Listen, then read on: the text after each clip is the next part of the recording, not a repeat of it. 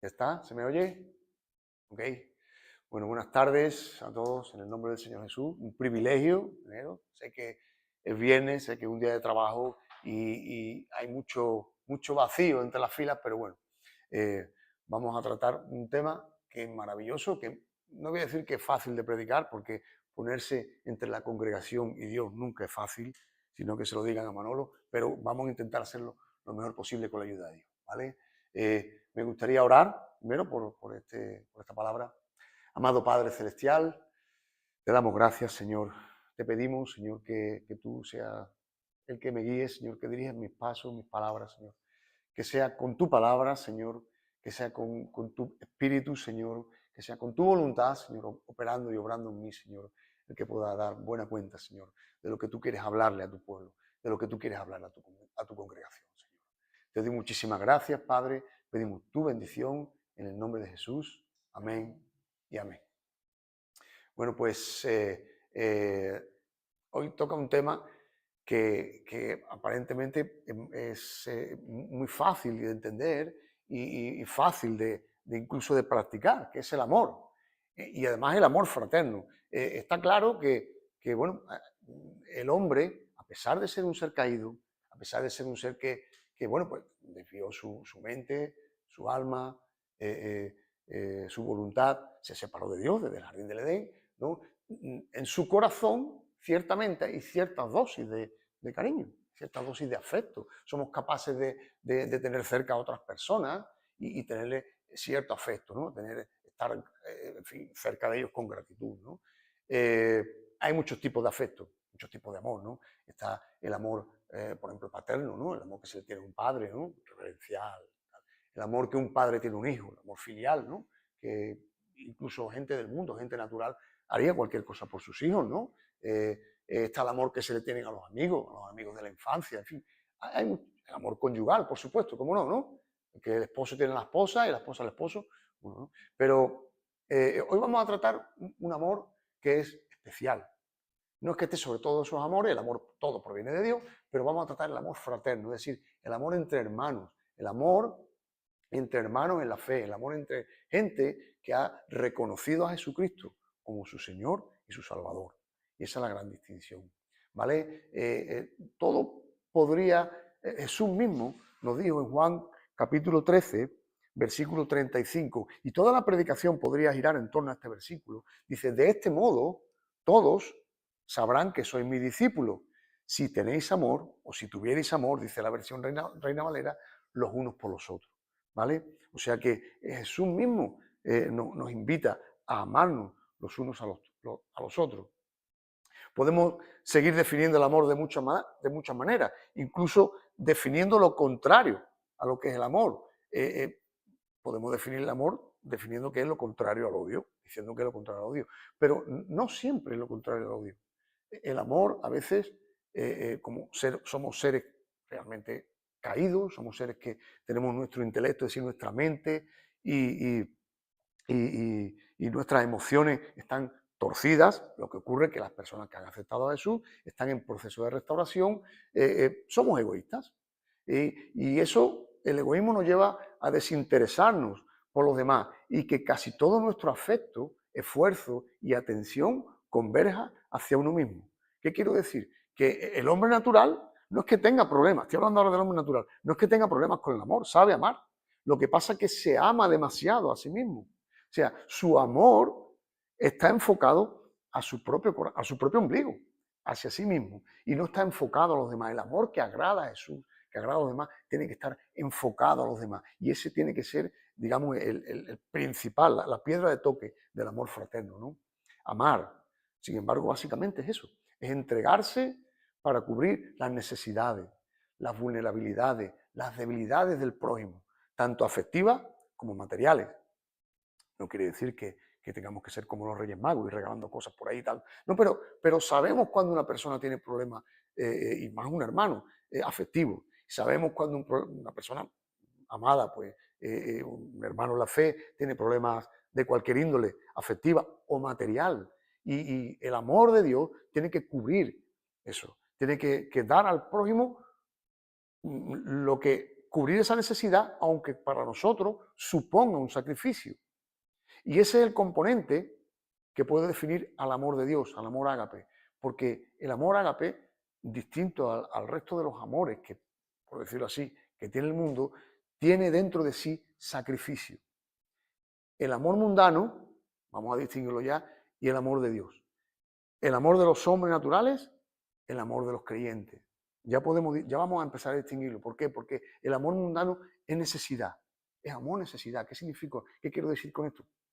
Que un niño cuando llora y pide alimento o la teta a su madre, quiere a su madre y la abraza y se une a ella, pero es por una necesidad. Un hombre puede necesitar pues, algún tipo de afecto conyugal, pero es simplemente para cubrir una necesidad biológica. Y así todo. O sea, nos acercamos a personas porque realmente sí, las amamos, le tenemos afecto, pero realmente nos conviene. Nos estamos amando a nosotros mismos. Sin embargo, el amor ágape, el que Dios ofrece, es darlo todo a cambio de nada, como hizo Jesucristo. Eso es la definición de amor ágape. El Señor dio su vida por los pecadores sin esperar nada a cambio. Esa puede ser la definición de amor ágape. Pero yo quiero dar un paso más, quiero avanzar un poquito más en esto. El que dice la palabra de Dios, que el que ama ha cumplido la ley. Cuando vamos a Mateo capítulo 22, versículo del 36 al 40, Mateo 22, del 36 al 40, Jesucristo nos dice lo siguiente. Dice así la palabra de Dios. Mateo capítulo 22, del 36 al 40. Entonces dice que a Jesús le hicieron una gran pregunta. Dice, Maestro, ¿cuál es el gran mandamiento en la ley? Fíjate, en la ley. Jesús le dijo, amarás al Señor tu Dios con todo tu corazón, con toda tu alma y con toda tu mente.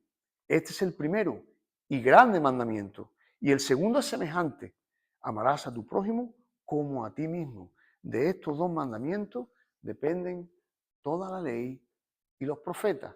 Es decir, ¿qué quería decir Jesús? Que de esos mandamientos dependen toda la ley y los profetas. Fíjate, Jesús resume toda la ley de una manera radicalmente sencilla. Ama a Dios y ama a tus semejantes. Si consigues hacer eso, estás en paz con Dios y has cumplido su ley, hermano.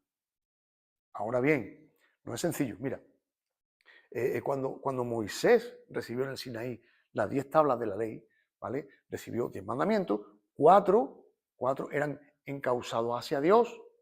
Ama a Dios sobre todas las cosas, no tengas otro Dios ajeno a mí, no te hagas imágenes, santifica el nombre de Dios sobre todas las cosas, no blasfemes y guarda el día del Señor. Básicamente santifica el día. Básicamente eran los 4 dedicados al Señor. Y los 6 restantes, no hurtarás, no robarás, no matarás, no engañarás, no codiciarás, los bienes del prójimo, están dedicados al prójimo. O sea, 4 para Dios, el amor vertical, y 6 para el prójimo, el amor horizontal. Y por eso Jesús nos dice, el que ha cumplido, el que ama, ha cumplido la ley. ¿Por qué? Porque en estos últimos 6 mandamientos, Dios nos anima y nos exige amarle, porque amando al prójimo se cumple la ley. Mira cómo dice Pablo en Gálatas capítulo 5, versículos del 14 al 15, ¿vale? Voy a leer la versión Reina Valera, para que nuestros técnicos de sonido estén contentos, gloria a Dios. Dice así la palabra de Dios. Porque toda la ley, estamos hablando de la ley que mencionaba Jesús, de la ley del Sinaí, de la ley de los profetas, ¿vale? Dice, porque toda la ley a la que se refiere Pablo, que es la palabra de Dios, en esta sola palabra se cumple. Amarás a tu prójimo como a ti mismo. Ahora, fíjate, el mismo Pablo recuerda a la iglesia de Roma en Romanos capítulo 13, versículos del 8 al 10. No debáis a nadie nada, sino amaros unos a otros, porque el que ama al prójimo, ha cumplido la ley. Porque no adulterarás, no matarás, no hurtarás, no dirás falso testimonio y cualquier otro mandamiento en esta sentencia, abro un paréntesis, cuando digo sentencia se refiere a frase, no se refiere a sentencia judicial, se refiere a esa oración, ¿vale? Cualquier mandamiento en esta sentencia, dice Pablo, se resume, amarás a tu prójimo como a ti mismo. El amor no hace mal al prójimo, así que el cumplimiento de la ley es el amor. Otra vez, ¿veis? El cumplimiento de la ley es el amor. El mandamiento de amarles es el mandamiento mayor que resume todo el carácter de Dios, hermano. Si tú amas, tú tienes en tu corazón la esencia y ser de Dios, estás resumiendo su carácter y por eso es el cumplimiento pleno de la ley. ¿Por qué? Por una razón muy sencilla. Porque el que ama de corazón a su prójimo no le hurta, no codicia lo suyo, ni su mujer, ni su esposo, ni sus bienes, no le miente, no la defrauda, no la deshonra, no la mata. ¿Me explico? Entonces, lógicamente, si tú tienes ese amor en el corazón que es capaz de cumplir todo lo que la palabra de Dios dice, evidentemente has cumplido la ley. En definitiva, hermano, quien ama a su hermano, no solo no le, o sea, no solo cumple la ley positivamente, sino que busca activamente su bien, dice la palabra de Dios. Tenemos hermanos que buscar el bien del hermano activamente. Ahora, pero continúa, la Biblia nos da más información sobre este asunto. Cuando Jesús viene y se encarna, nos da un nuevo mandamiento. Y con ese nuevo mandamiento nos da una nueva enseñanza. Ya sabemos que amar al prójimo es el cumplimiento pleno de la ley. Muy difícil, obviamente. Somos seres imperfectos, estamos siendo restaurados. ¿Quién cumple los 10 mandamientos a la perfección? Yo lo voy a decir, nadie. Nadie, pero vamos, estamos siendo santificados. Claro, vamos camino de ello. Y es que cumplir los 10 mandamientos a la perfección sería como tener la imagen y semejanza perfecta que Dios quiso una vez que nosotros tuviéramos. Y a eso vamos. Y en esa dirección caminamos. Por tanto, el amor verdadero, tanto como la ley, que es el carácter de Dios, como el amor verdadero, provienen de Dios. Y se unen, se tienen que unir en el corazón del creyente. ¿Vale? Eso se entiende, ¿no? Pero Jesús, como digo, enseñó algo más sobre la esencia de este atributo de Dios. Bueno, yo diría que Dios es amor. Dios te ama. Es el atributo principal de Dios, ¿no? Pero Jesús nos llegó a decir, mira, en Juan capítulo 13, versículo 34, ¿vale? Jesús llegó a decirnos, un mandamiento nuevo os doy. Otra vez, escucha, un mandamiento nuevo os doy, que os améis unos a otros como yo os he amado, que también os améis unos a otros. Y el 35 es el primero que he mencionado, que llega a decir, en esto conocerán que sois todos mis discípulos, si tuviereis amor los unos por los otros. Mandamiento que nuestro Señor no se cansa de repetir. Por ejemplo, en Primera de Juan, capítulo 3, versículo 23, ¿vale? Primera de Juan, capítulo 3, versículo 23, dice así la palabra de Dios. Y este es su mandamiento, que creamos en Él, que creamos en el nombre de su Hijo Jesucristo y nos amemos unos a otros como nos lo ha mandado, como nos lo ha mandado. ¿De acuerdo? Hay más ejemplos en toda la Biblia, no vamos a poner todo porque no acabaremos nunca, pero el amor, hermano, permea por toda la Biblia y se encarna cuando viene Jesucristo. ¿De acuerdo? Entonces, uno puede decir, bueno, ¿en qué sentido es nuevo este mandamiento? Si en Levítico, capítulo 19, versículo 18, en el Antiguo Testamento, muy al temprano, en la Torá, cuando aún se estaba formando el pueblo de Israel, ya Moisés y Aarón recibieron el mandamiento este. Está en el Levítico. Dice, ama a tu prójimo como a ti mismo. Y uno dice, wow, pero si el Antiguo Testamento, pues sí, en el Antiguo Testamento Dios es el mismo Dios, inmutable, el mismo Dios que Jesucristo es, y quiere que se ame al prójimo como a sí mismo.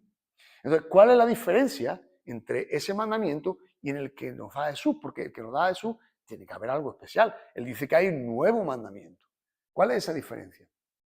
Pues muy sencillo. Si te fías bien y lo lees tranquilamente, lo nuevo de Jesús consiste en las palabras que dice que nos amemos como Él nos amó. Como Él nos amó. ¿Sabes? Cristo es la encarnación del amor, hermano. Nadie habló antes como Él. Nadie hizo lo que solamente Él solo pudo hacer.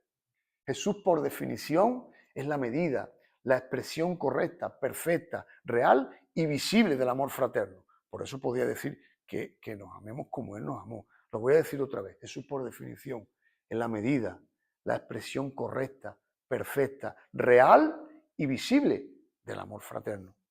Al encarnarse en hombre, nuestro glorioso Salvador dio la definición de amor. No se quedó en pura retórica. No quiero decir que en el Antiguo Testamento fuera pura retórica y no hubiera personas que por fe intentaran cumplirlo. No digo eso. Estoy diciendo que él lo puso a la práctica.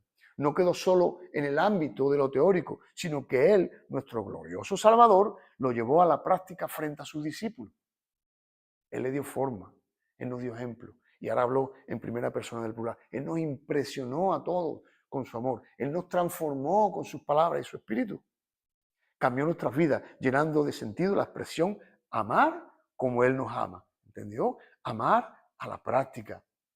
Amar como ama Jesús. Sacrificial. Ágape.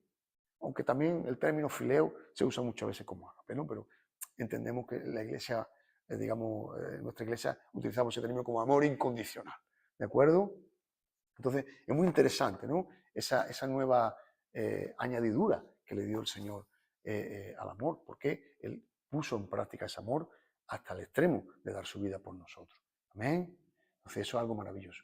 Entonces, bueno, ahora queda hacernos una pregunta, ¿no? Pero, ¿cómo yo puedo practicar ese amor?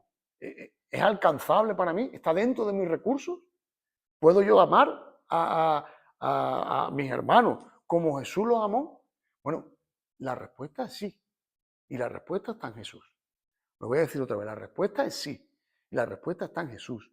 Si amamos a nuestros hermanos de la misma manera, con la misma intensidad que nos amó, con el mismo desinterés, incondicionalmente, con la misma fuerza, con la misma implicación, con el mismo espíritu, con el mismo compromiso, eso es amor. Y sé que es difícil, por eso tenemos que ir a Jesús. Y ahora veremos que es en Jesús y en su palabra y en su espíritu donde podemos conseguir alcanzar ese estándar tan elevado que Dios nos da. ¿Vale? Recuerda una cosa. Ahora voy a leer Juan capítulo 3, versículo 16. Juan capítulo 3. Recuerda una cosa. El compromiso esencial de Dios para con la humanidad está basado en el amor. Ese es el compromiso esencial. De hecho, dice la palabra de Dios en Juan capítulo 3, versículo 16, tanto amó Dios al mundo que ha dado a su Hijo unigénito para que todo aquel que en él crea no se pierda, mas tenga vida eterna. ¿Ves? El amor incondicional de Dios entregando a su propio Hijo. ¿Vale? En eso se basa el pacto de redención, en eso se basa la vida en la que vivimos, en la que vive el creyente. ¿Bien? Entonces, podemos decir, así nos amó Jesús, así nos amó Jesús. Ahora ya sabemos cómo nos amó. Ahora es preciso enfatizar una cosa que no quiero pasar por alto. Hermano, el amor no es algo emocional. Si habéis notado, muchos de los versículos que hablan del amor empiezan con el imperativo. ¿Y qué es lo que hace el imperativo al verbo? ¿Qué hace el imperativo al verbo? Da una orden. El amor, hermano, es un mandamiento, es un mandato de Dios. ¿Y qué se hace con un mandamiento? ¿Qué se hace con un mandamiento? Se obedece, exactamente, Manolo, tenías que estar tú aquí en medio de aquí, gloria a Dios. El mandamiento, si lo da Dios, se tiene que obedecer. A ver, ¿qué quiero decir con esto? No quiere decir que somos seres emocionales, que podamos apartarnos totalmente de nuestros sentimientos, pero sí que es cierto que Cristo, cuando nos ordena amar a los hermanos, no apela a nuestros sentimientos, no apela a nuestras emociones. Cristo apela a nuestra voluntad, hermano. Nuestra voluntad. Amar es un acto voluntario. Eso es lo maravilloso de todo esto. En este sentido, el amor no es un impulso, como digo, meramente emocional, no es algo que brota, que emerge de nuestro corazón como las emociones, ¿no? Porque entonces amar al hermano estaría sujeto a mis fluctuaciones emocionales, a mis altibajos emocionales. En fin, si hoy he discutido con Yolanda, no te amo, no, ni te acerques. Mañana me llevo bien con mi mujer, pues amo mucho a la congregación. Hoy, no sé, me han despedido de la empresa y no puedo ni veros la cara. Mañana me han ascendido y os abrazo y os amo. No, hermano, el amor no depende de las fluctuaciones emocionales, porque si no, no sería estable. Depende, el amor fraterno es un acto libre y voluntario, donde en esa obediencia que yo presto a Dios, desencadena el poder del Espíritu Santo que ya mora en mí, y por este acto de fe voluntario, libre, mis sentimientos son los que siguen a mi acción y la obediencia derrama la bendición de Dios sobre mí y sobre mis hermanos. ¿Entendió? O sea, yo decido amar a Carmen, decido amar a Manolo, decido amar a José Antonio, a Arlen, a Salvador. Yo decido amarle con el amor del Señor, lógicamente, y el Espíritu Santo empieza a operar en mi corazón. ¿Me explico? Y entonces mis emociones, que tienden a torcerse a la primera de cambio, siguen a mi voluntad. No mi voluntad, siguen a mis emociones. El que está al volante, a los mandos del coche de mi vida y de mi mente, es la voluntad del Señor, no mis emociones. ¿Entendió lo que pasó? ¿Eh? Entonces, y esto, desde luego, desencadena la bendición de Dios sobre mí, por supuesto, y sobre mis hermanos, y el amor de Dios fluye en la congregación. Hay algunos textos sobre este principal mandato cristiano. O sea, nos quedamos con este tema, ¿vale? Nos quedamos que este principal mandato cristiano es amarnos los unos al otro. ¿Y qué es un mandato? Está unido digamos, por más verdades teológicas, vamos a decirlo así, o teologales. Pero lo principal es que es un mandato que Dios nos llama, nos invita a cumplir, ¿no? Y vamos a leer algunos textos, muy rapidito. Hebreos capítulo 13, versículo 1. Permanezca el amor fraternal. ¿Cómo dice? Que permanezca. ¿Y eso qué? Una invitación. Una invitación. Y un imperativo. Permanezca en vosotros el amor fraternal. Romanos capítulo 12, versículo 10. Amaos, ¿veis? Amaos los unos a los otros con amor fraternal. En cuanto a honra, prefiriéndonos los unos a los otros. En cuanto a los hermanos de la fe, tenemos que honrarnos amándonos los unos a los otros. ¿De acuerdo? Colosenses, capítulo 13, versículo 14. Y sobre todas estas cosas, vestidos de amor, que es el vínculo perfecto.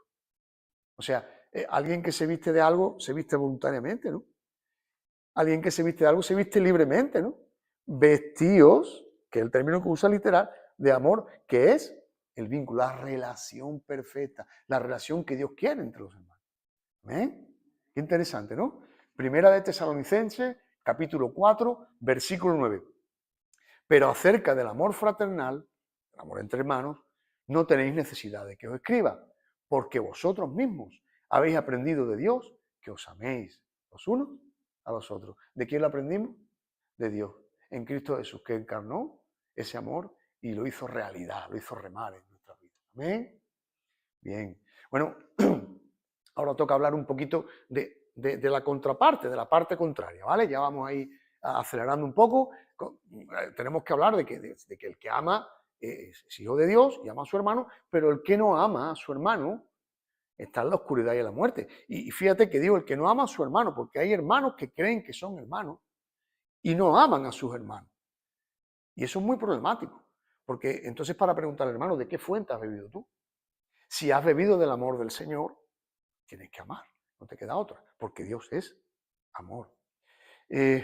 Amar a nuestro hermano, querido, es la prueba de que tenemos a Cristo en el corazón, de que tenemos su vida, su palpitar, de que hemos vivido su ejemplo y que vivimos su ejemplo. Por tanto, no caminamos en tinieblas. Mira, hay algunos ejemplos bíblicos también, ¿no? Pero de todos los ejemplos bíblicos, la epístola, la carta que más me gusta, es la carta de Juan, la primera carta de Juan, ¿no? La mayor, porque es la llamada la carta del amor. Y es todo un desarrollo teológico de esa verdad, de que simplemente ser cristiano significa estar lleno de amor y estar lleno del amor de Dios. Viene a decir la carta, no dice otra cosa. Lo que pasa es que Juan lo dice con una elegancia impresionante, pero no dice muchas más cosas. Mira, en primera de Juan, capítulo 2, versículo del 9 al 11. Mira lo que dice la palabra de Dios, ¿vale? Tenemos en mente ahora eso, que hay personas que dicen ser cristianos, pero son muy problemáticas, tienen muchos problemas e incluso son capaces de odiar al hermano, ¿no? Entonces, sobre este tema, fíjate lo que dice la palabra de Dios. El que dice que está en la luz y aborrece a su hermano, está todavía en tinieblas. El que ama a su hermano permanece en la luz y en él no hay tropiezo. Para Juan, luz, amanecer, verdad, todo eso está relacionado con el Evangelio de Cristo, con el Evangelio Salvador. Y entonces aquí dice la palabra de Dios que el que permanece en la luz, o sea, el que tiene el Evangelio de Cristo en su corazón, no puede aborrecer al hermano. Es imposible que aborrezca al hermano. Otro ejemplo de la misma carta, primera de Juan, capítulo 3, del verso 10 al 11. Dice así la palabra de Dios. En esto se manifiestan los hijos de Dios y los hijos del diablo. ¿Veis la diferencia? Los hijos de Dios, los hijos del diablo. Dice, todo aquel que no hace justicia y que no ama a su hermano, no es de Dios, porque este es el mensaje que habéis oído desde el principio, que nos amemos los unos a los otros. Y ese es el mensaje de la epístola. Y las otras dos gemelas que le llaman, que le dice lo mismo, que para ser hermanos y para ser hijos de Dios tenemos que amarnos. La distinción está clara, hermano. Es más, último versículo de esta carta que voy a mencionar. En primera de Juan, capítulo 4, de los versos 7 al 8, dice, amados, amémonos unos a otros, porque el amor es de Dios.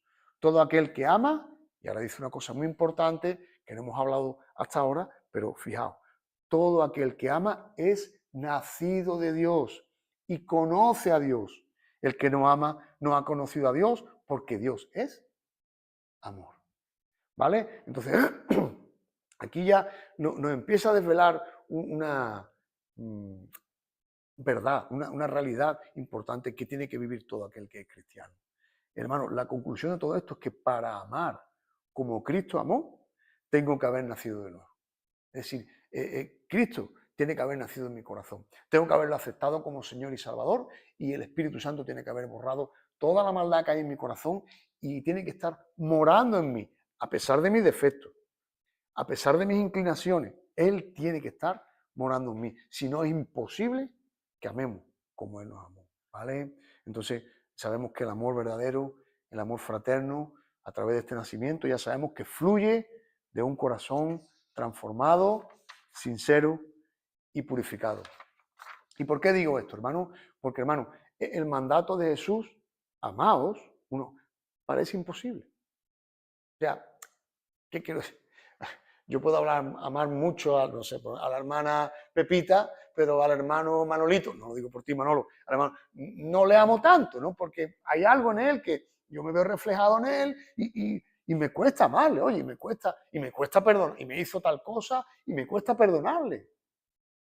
¿Por qué? Porque realmente amar como Cristo amó, si no tienes a Cristo, parece imposible, no, es imposible. ¿Quién puede amar a su hermano siendo honesto, como Cristo nos amó? ¿Alguien puede responder esa pregunta? ¿Quién puede amar a su hermano, si somos honestos, como Cristo nos amó? Mira, en nuestra capacidad innata, hermano, egoísta por naturaleza, este hecho es literalmente imposible. Ya os lo adelanto, literalmente imposible. La buena noticia, el Evangelio, que significa buena noticia, Carmen, es que Cristo lo imposible lo torna posible. Cristo lo imposible lo vuelve posible. Mira, cuando Él viene a nuestro corazón, cuando le aceptamos realmente y dejamos de, Señor, te voy a dejar un hueco en mi corazón, voy a dejar de ser yo mismo, quiero que tú empieces a morar en mí. Y perdemos esa herencia pecaminosa de Adán. Cuando Dios encarnado, la plenitud de su belleza, la plenitud de su amor, empieza a habitar en nosotros, la cosa empieza a cambiar. Normalmente es progresiva, no es de golpe, pero cuando tú dejas que Cristo opere en tu corazón, trabaje en tu corazón y empiezas a negarte a ti mismo, el amor de Dios empieza a fluir. Amén, hermano. Mira, ya vamos a estar terminando. Si vamos a 2 de Corintios, capítulo 5, versículo 21, dice así la palabra de Dios. Al que no conoció pecado, por nosotros lo hizo pecado, para que nosotros fuésemos hechos justicia de Dios en él. Hermano, somos la justicia de Dios caminando. Y la justicia de Dios caminando en este mundo se muestra no en el juicio, no estamos para juzgar hacia un juicio final, hacia un juicio de condenación, me refiero. Podemos juzgar las cosas, los argumentos sí podemos juzgar. Lo que no podemos juzgar es a las personas. Y como somos justicia de Dios, lo que somos es amor andante. Tenemos que, la justicia de Dios en este mundo, tal como vino en Cristo Jesús encarnada, es amar a los demás. Es Dios te ama. Y por supuesto al hermano, ¿cómo no? Esa es la justicia de Dios en nosotros. No hay otro tipo de justicia. No valen condenaciones, ni murmuraciones. La Iglesia durante mucho tiempo ha tenido problemas en este sentido, sobre todo a la hora de sancionar a la gente, disciplinar. Hay algunos que piensan que sí, otros que no. Eso es otra historia, otro tema teológico. Pero nuestra justicia es llevar el amor que Cristo llevó en su corazón a todos nosotros. Mira, Jesús, a través de su vida y de su obra, demuestra lo que es el amor verdadero. Asume nuestro pecado como propio y mata en la cruz a nuestra vieja naturaleza, incapaz de amar correctamente. Pero Él la mata en la cruz. Y al día de su resurrección, una nueva creación emerge en nuestros corazones, si confías en Él, dando a la humanidad la oportunidad de vencer su herencia adánica, librándonos del egoísmo y dándonos poder espiritual de amar a otro como Cristo amó. Hermano, Él anula nuestra naturaleza adánica y nos da el poder espiritual de amar a otro, repito, como Cristo nos amó. Amén. En Gálatas, capítulo 5, versículos del 22 al 23, se nos dice, fíjate lo que se nos dice, y habla del fruto del amor, ¿vale? Dice la carta de Pablo a la iglesia de Galacia, el fruto del Espíritu es amor. Habla de un fruto, mira, el fruto del Espíritu es amor. No hay otro fruto, hermano. Alegría, paz. Es la nueva versión internacional, ¿vale? Porque esto lo estoy leyendo en otra versión, ¿vale? El fruto del Espíritu es amor, como decía, alegría, paz, paciencia, amabilidad, bondad, fidelidad, humildad y dominio propio. No hay ley que condene estas cosas. Solo un fruto, pero con muchas expresiones. El amor es alegría, el amor es paz, el amor es paciencia, el amor es amabilidad, bondad, fidelidad, etcétera, etcétera. Y cuando tenemos todo eso, todos esos componentes viviendo en nuestro corazón, podemos amar como Él nos amó. Amén. Nos dice que el amor es un fruto, como he dicho, y que tiene muchas expresiones. Y esto es, solamente podemos desarrollar este fruto operando cuando dejamos que el Espíritu Santo opere en nuestros corazones. Y yo digo, aleluya, gloria a Dios. Podemos decir sin temor a equivocarnos que la ley del Espíritu de vida me ha liberado de la ley del egoísmo y ha impregnado en mí una nueva ley, la ley del amor. Por tanto, ahora amar no es ya solo un mero mandamiento. Escucha, añado aquí más cosas. No es solo un mero mandamiento, es una gracia. ¿Y qué es una gracia? Perdón inmerecido de Dios. ¿Qué decía la alabanza? No puedo ganarlo ni merecerlo. Es una gracia. Cuando tú entiendes el mandamiento y dejas que Cristo opere en tu corazón, es una gracia, una capacitación, una dádiva de Dios. Es un mandato porque revela la voluntad de Dios, pero a la misma vez también es una obra de gracia que produce en nosotros el fruto del Espíritu Santo, que es el amor. Un mandato que viene por gracia. Hermano. Amén. Último versículo. Romanos 5:5. Afirma Pablo en su carta a la iglesia de Roma. Y la esperanza no avergüenza, porque el amor de Dios ha sido derramado en nuestros corazones por el Espíritu Santo que nos fue dado. ¿Veis? Es un mandato, pero a la misma vez una gracia. Tengo que cumplirlo, pero Dios lo derrama en mi corazón, en su bondad infinita. Amén, hermano. Qué interesante, ¿no? Entonces, una vez que ese amor nos ha sido derramado en nuestros corazones, después de este regalo del Espíritu, hemos sido dotados del amor de Dios en nuestros corazones. No con nuestro amor, no con nuestras emociones guiando el coche, no con nuestro deseo, con nuestra expectativa, con el amor de Dios en nuestro corazón, para amar como Jesús nos amó. Que el Señor bendiga su palabra. Amén. Vamos a orar, hermanos. Ponemos de pie para que el Señor nos bendiga.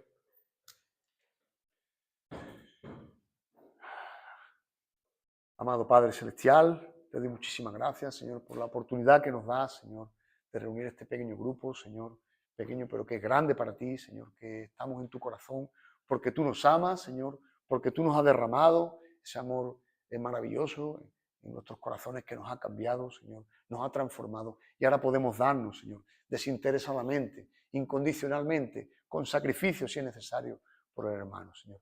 Gracias por enseñarnos cómo es amar, Señor. Gracias por entregar a tu Hijo maravilloso, Señor.